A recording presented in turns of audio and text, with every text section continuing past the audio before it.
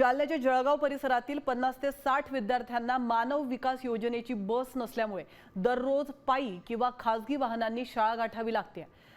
पालकांनी निवेदन दिलेलं आहे, मात्र तरी देखील प्रशासनाकडून बस सुरू करण्यात आलेली नाही आहे। त्यामुळे विद्यार्थी आणि पालक आणि नागरिकांमध्ये तीव्र संताप व्यक्त होतोय। लवकरात लवकर ही बस सुरू करण्याची मागणी या विद्यार्थ्यांनी केली आहे। काय म्हणतायत हे विद्यार्थी आपण पाहूयात। नमस्कार, माझे नाव ऋतुजा माधव ताकपिरे। आम्ही जळगाव सोमनाथ येथून इथल्या विद्यार्थी आहोत। आम्हाला श्री शिवाजी हायस्कूलच्या शाळेत रोज जावं लागतं वाहनांनी। नमस्कार, माझे नाव देवयानी हरीश शिंदे। माझ्या वडिलांनी विनंती केली आहे बस यासाठी आम्हाला बस हवी। माझे नाव गौरी संभाजी तोडकर। आम्हाला बस हवी आहे। माझे नाव अमृता केशव पठारे। आम्ही जळगावच्या विद्यार्थिनी आहोत।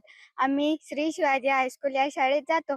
माझ्या वडिलांनी तेथे जाऊन बस आणण्याची विनंती केली, पण आणखीन बस आली नाही। यानंतर माझी मैत्रीण बोलली।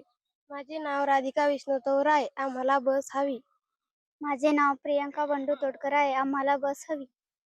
आता तुम्ही सगळ्यांनी माझ्या मैत्रिणीची प्रक्रिया ऐकली। आम्हाला बस हवी।